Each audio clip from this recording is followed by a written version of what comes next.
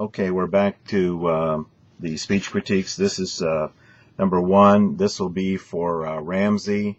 And Ramsey, your speech was just a tad short, and you want to be careful of that. You do have your photo ID in, so that's good. Don't use slang when you're talking about anything, and you're talking about changing a tire.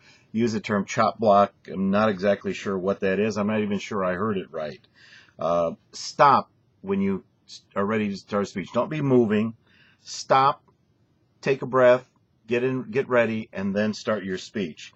Don't ever start a speech while you're still moving into place. Relax. You're talking at me, not to me.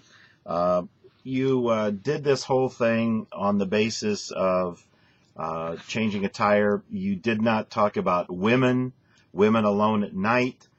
Do you want them out doing this? Do you want a teenager out doing this? Make it really clear about how you should do this. You don't mention AAA or any other places where you get help. You don't mention cell phones where you could call a relative, any of that.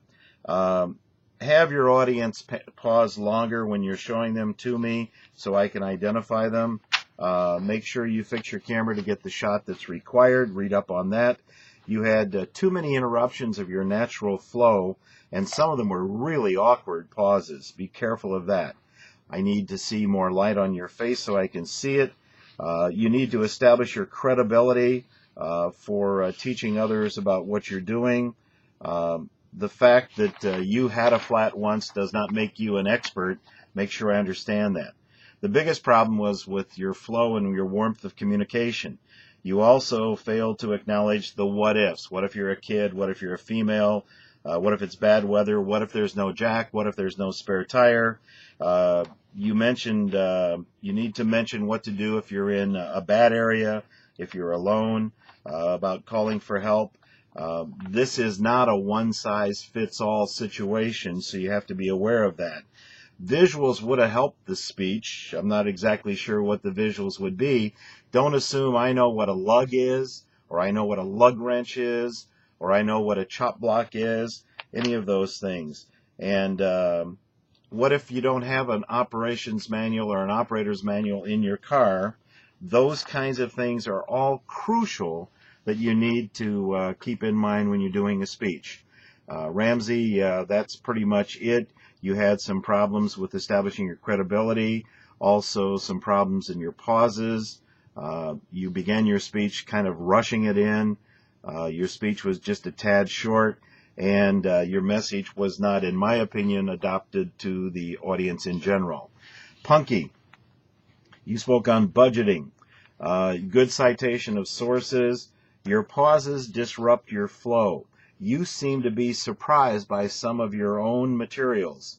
And there was a lot of paper rattling noise when you were moving things around. Establish your credibility. Who are you in this speech to be telling me the kinds of things you're telling me? You used the term minusing this from your expenses. Minusing this?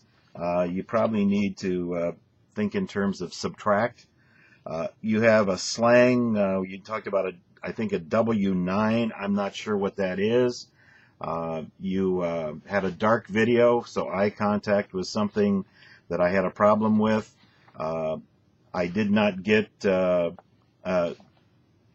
outlines and the speech things. Make sure that they're in better shape and that they're labeled properly. What else? Pauses. Make sure you use your pauses effectively. Moving on to Gretchen. Gretchen spoke about CPR, an interesting topic. You want to be careful when you've got one of those either hay fever episodes or winter cold episodes that you're not during the speech where you're doing that kind of stuff while you're talking. This was a really disjointed start on your speech. Stand up straight. Make sure that you're not leaning, these kinds of things. Don't let your head tilt when you're talking. You do that, your flow is disjointed. You had a very weak, non-flowing conclusion. Establish your credibility. You're talking about life-saving. Where are you coming from? Are you a Red Cross instructor? Have you taken a Red Cross course? Are you a nurse? Anything to establish your credibility. You know, those commercials on television, I stayed in a Holiday Inn last night. That does not make you an expert. Help get some kind of expertise in there. Watch your lip smacking kinds of noises that you're making. Comply with the shot composition requirements. Who are you talking to?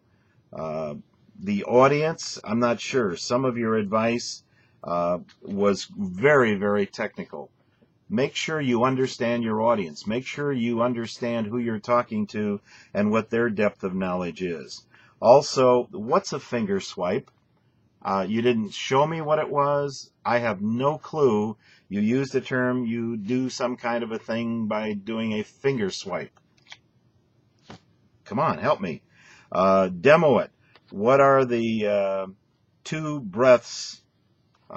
You mentioned that. You do the 2 breaths. I have no idea what that means. What's a compression?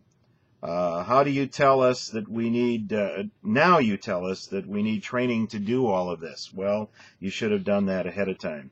Just for just, and too many unfamiliar terms in the process of what you were doing. All right, moving on. We had a couple of people that didn't turn in anything. By the way, Punky, I have no video ID for you. Therefore, your speech scores will not count because you're not turning anything in. And in terms of Gretchen, I do have your video ID, so you're okay. Next up is Roxy. Roxy, I have no video ID for you, as required. You spoke about mini cheeseburgers. Kind of interesting. And also, you appear to have watched some of the cooking shows, so you have some idea of how flow is supposed to work in those things. Review the shot composition rules. You're cutting off the top of your own head. The video is dark because of the sun, and you're wearing a white shirt. You can't do this, and you would see it if you took a look at the video. You'd know what you look like. Establish your credibility. It could be that I'm a mom and have been cooking for kids for the last umpteen years, and I know what they like. Boy, that's a great way to establish credibility. Actually, this was a very good approach to a process speech. You handled all the key points. You handled them in brief quite well. You only submitted 1 outline. And again, I cannot give you credit in this class until I get a photo ID, which is now grossly overdue. We've said it numerous times. You must get that to me. We cannot continue to wait. We're going to pause here and pick up with some more after this.